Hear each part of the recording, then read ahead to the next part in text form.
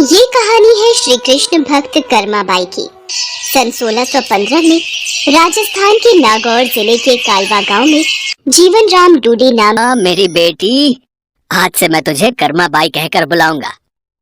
जीवन राम भगवान कृष्ण के परम भक्त थे। उनके घर में भगवान कृष्ण का एक मंदिर था।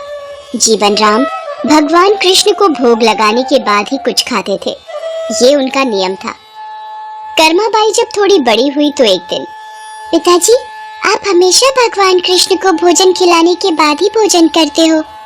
हाँ बेटी कर्मा, जब भगवान कृष्ण भोजन ग्रहण कर लेते हैं उसके पश्चात ही मैं भोजन करता हूँ। पिता से ये सब देखते सीखते कर्माबाई का बचपन बीत रहा था।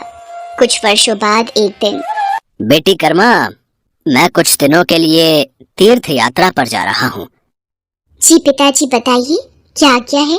बेटी कर्मा, मेरे पीछे से भगवान कृष्ण की विधि से पूजा करके उन्हें भोग लगाकर भोजन ग्रहण करना। मैं तुम्हें उनकी पूजा विधि बता देता हूँ और घर का भी ध्यान रखना, ठीक है? ठीक है पिताजी, मैं भगवान कृष्ण को भोग लगाकर ही भोजन किया करूंगी। आप निश्चिंत होकर जाइए। जीवन राम कर्माबाई को भगवान कृष्ण की पूजा और घर की देखभाल का कार्य सौंपकर तीर्थ यात्रा पर चले गए। अगले दिन, भगवान कृष्ण को भोग लगाना है, जल्दी से खिचड़ी बना लेती हूँ। हाँ, ये रहा देसी घी और गुड़। लो, तैयार हो गई आपकी खिचड़ी की थाली। मैं ये रख रही हूँ, आपको जब भी भूख लगे आप खा लेना। मैं तब तक घर के काम निपटा लूं।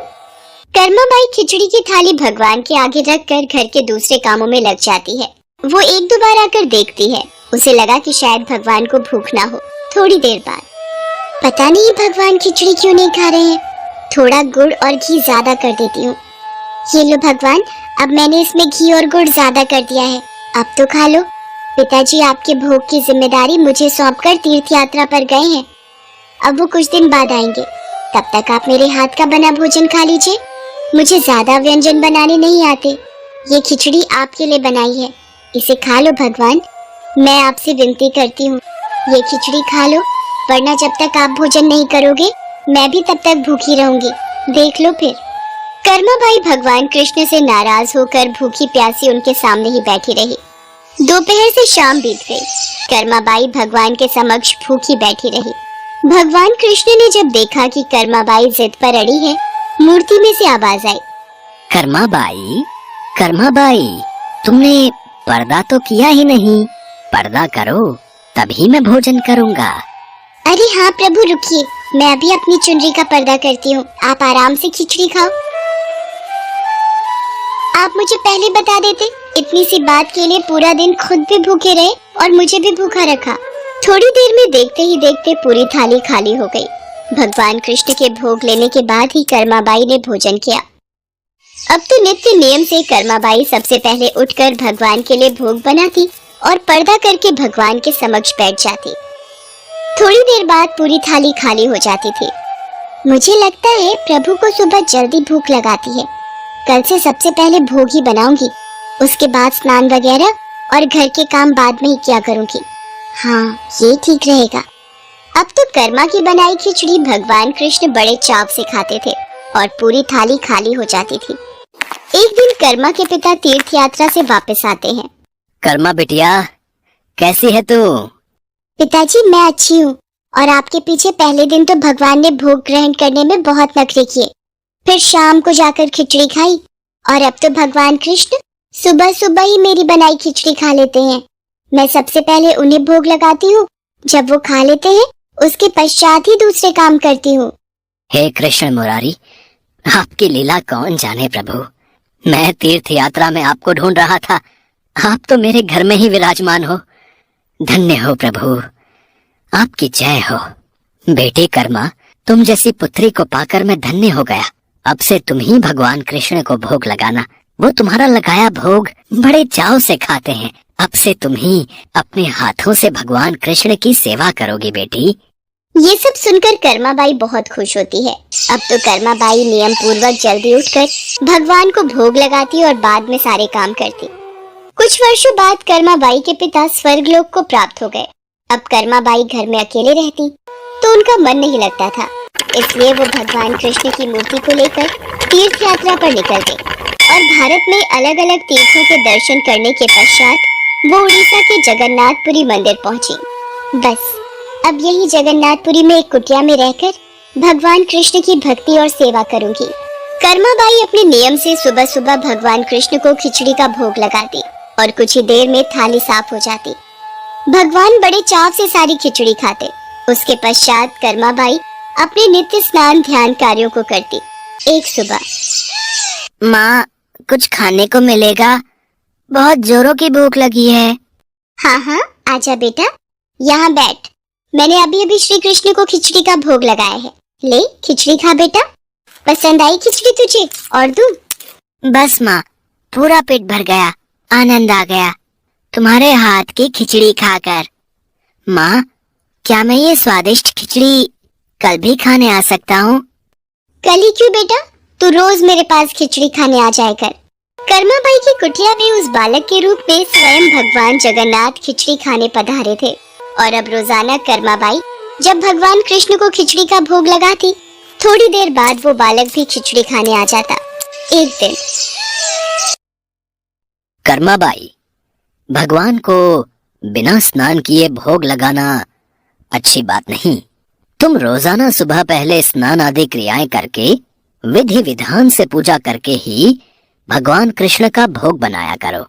ठीक है बाबा, अब मैं स्नान करके ही प्रभु का भोग बनाया करूंगी। साधु की बात मानकर कर्माबाई अगले दिन से स्नान करके पूजा के पश्चात भोग तैयार करती। इस कार्य में उन्हें बहुत देर हो जाती थी, पर वो बालक तो अपने समय पर ही खिचड़ी खाने आ जाता था। माँ खिचड़ी दो ना, जल्दी दो, मुझे बहुत भूख लगी है माँ। थोड़ी देर रुक बेटा, अभी देती हूँ। अब तो बालक रूपी भगवान जगन्नाथ जल्दी जल्दी खिचड़ी खाकर बिना हाथ मुंह साफ किए भाग जाते थे। उन्हीं दिनों मंदिर के पुजारी जो काफी समय से मंदिर में सेवा कर रहे थे, ये जगन्नाथ भगवान के मुख पर खिचड़ी कैसे? मंदिर में तो काफी दिनों से खिचड़ी का भोग नहीं लगा, फिर ये भगवान के मुख पर खिचड़ी कैसे? हे प्रभु, ये कैसी लीला है आपकी? भगवान जगन्नाथ पुजारी के सपने में आते हैं। मेरी भक्त कर्माबाई जो जगन्नाथपुरी में ही रहती है, वो बहुत ही प्रेम भाव से सुबह उठकर बाजरे की खिचड़ी का भोग लगाती है। मैं रोजाना सुबह जल्दी उठकर कर्माबाई की खिचड़ी खाने जाता हूँ। मुझे कर्माबाई के हाथ की खिचड़ी बहुत पसंद है, पर एक साधु ने उसके पास आकर सुबह स्नान और पूजा के बाद विधि विधान से भोग लगाने का बोल दिया है। अब कर्माबाई स्नान और पूजा के बाद भोग लगाकर मुझे खिचड़ी देती हैं। इन सब कार्यों में बहुत देर लग जाती है। मुझे बहुत तेज भूख लगती है। भक्तगण मेरा इंतजार कर रहे होते हैं, इसलिए जल्दी जल्दी खिचड़ी खाकर मैं बिना मुंह हाथ धोए वापस लौट आता हूँ। भगवान जगन्नाथ की अद्भुत बातों को स्वप्न में सुनकर पुरोहित जी हर जगह उस साधु की खोज करवाते हैं और उसे बुलाकर सारी बात बताते हैं। साधु घबरा जाता है और कर्माबाई के पास जाता है। कर्माबाई, तुम श्री कृष्ण भगवान की परम प्रिय भक्त हो। तुम्हारे लिए किसी नियम नीति की कोई आवश्यकता नहीं। तुम अपने अनूठे प्रेम से जिस प्रकार सुबह जल्दी उठकर भोजन बनाती थी, वैसे ही बनाकर भगवान का भोग लगाया करो। ठीक है साधु बाबा, अब मैं पहले की तरह ही सुबह जल्दी भोग बनाया करूंगी। अब कर्माबाई फिर से पहले की तरह भगवान कृष्ण को भोग लगाकर उस बालक को बड़े प्रेम पूर्वक खिचड़ी खाने को देती थी। ये क्रम कई वर्षों तक चला और एक दिन कर्माबाई परलोक से धार गई। हे प्रभु, हमसे कोई भूल हो गई क्या? आज आपके नैनों से अश्रुधारा कैसी प्रभु? हे भगवान जगन्नाथ, क्या अपराध हुआ हमसे जो आप दुखी हुए प्रभु? उसी रात भगवान जगन्नाथ राजा और पुजारी के स्वप्न में आते हैं और बताते हैं कि उनकी भक्त कर्माबाई इस लोक से विदा होकर भगवान में विलीन हो गई हैं।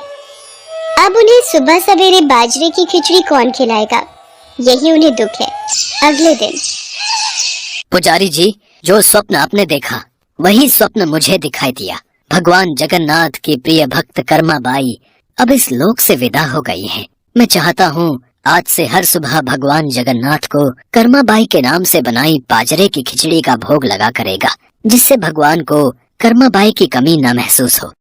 जी महाराज, अब से ऐसा ही होगा। उस दिन के बाद से कहते हैं कि भगवान जगन्नाथ को हर सुबह बाजरे की खिचड़ी का भोग लगाया जाता है।